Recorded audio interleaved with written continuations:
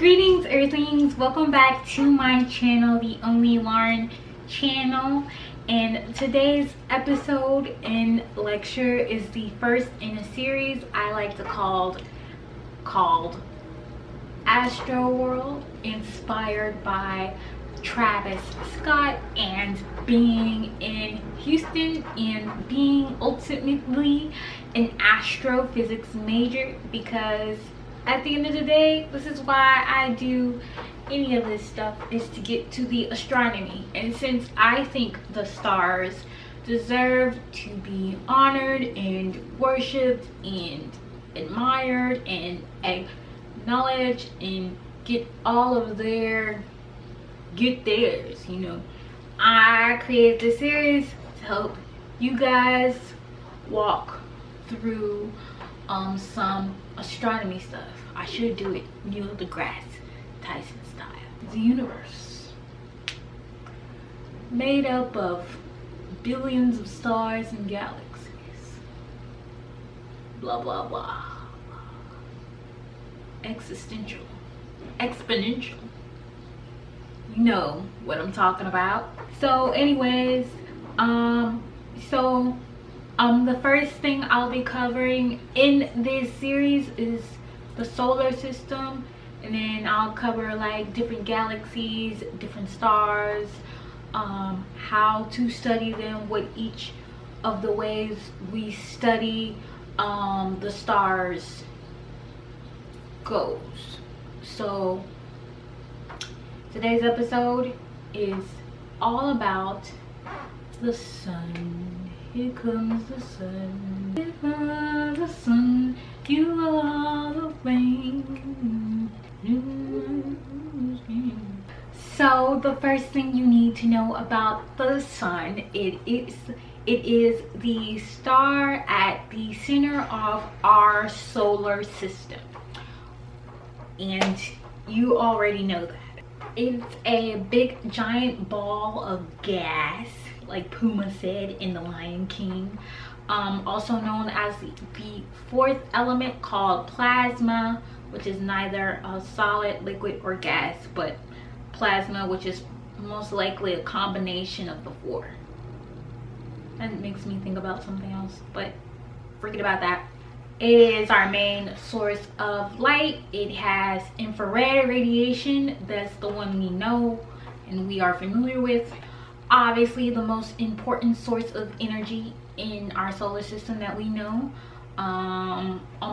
There are no types of functions that happen on Earth without the sun. Particularly when it comes to weather patterns, it's like the most frequent one, because you got to go around with the seasons, the revolution around the sun, and then the equator, and it's at a tilt, and then that thing.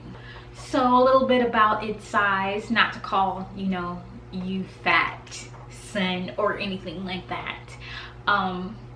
It's about 1.39 kilometers, or in miles, better known as 864,000 miles, or also known as 109 times the size of Earth. It accounts for 99.8% of the total mass of the solar system. It mostly consists of hydrogen and helium, heliated the sun. And it has a few of the smaller quantities of oxygen, carbon, neon, and iron. And you're never supposed to look directly at the sun, but the sun wants to shine bright like a diamond. Beautiful like diamonds in the sky. So the distance from us to the sun, you could say about 1 AU. An AU is, I had to think about that for a moment. An AU is an astronomical unit, which is just literally when they said we're going to measure the distance between Earth and sun, 1 AU. And then the speed of light takes about 8 minutes for the sun to the sun's light to get to Earth.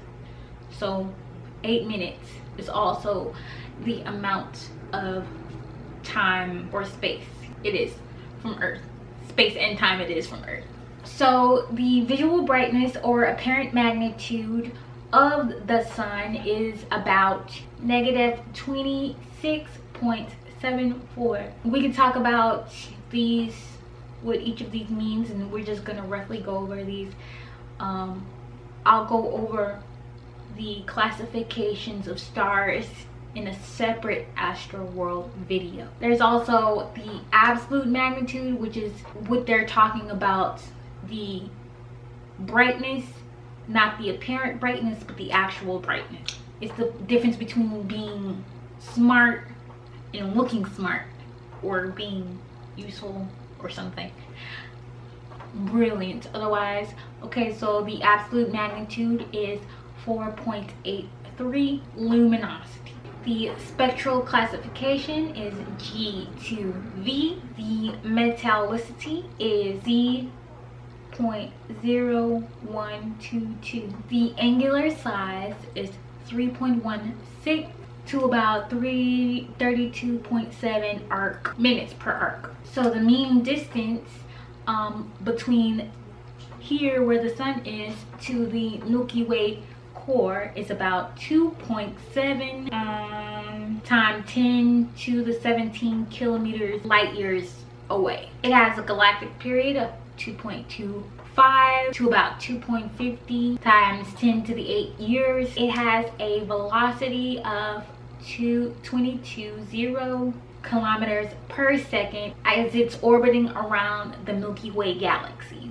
And the Milky Way is our galaxy, BT dubs, if you didn't know. And some of the physical characteristics also about the sun, how sexy it really is. It's got those curves.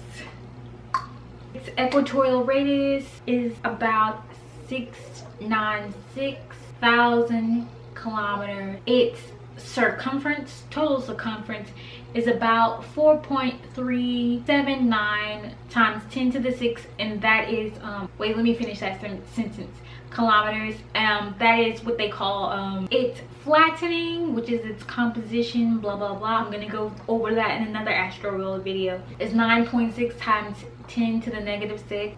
Its surface area is 6.9 times 10 to the 12 kilometers. Its volume is 1.41 times 10 to the 18 kilometers cubed. Its mass is about 1.9891 times 10 to the 30th kilogram. So it's pretty heavy.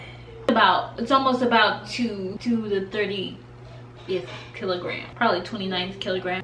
Its average density is about 1.408 grams per centimeters cube. Its center density is 16.2 grams per centimeter cube.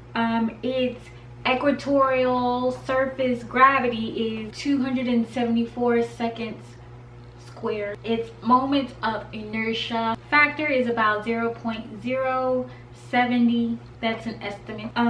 Its escape velocity, how you can escape from the sun, is 617.7 kilometers per second. Its temperature, it's hot. Too hot, lady. You gotta run for shelter.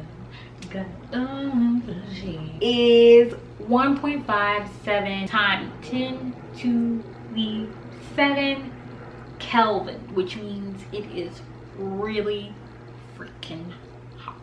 And La Corona of the sun is 5 times 10 to the 6 Kelvin.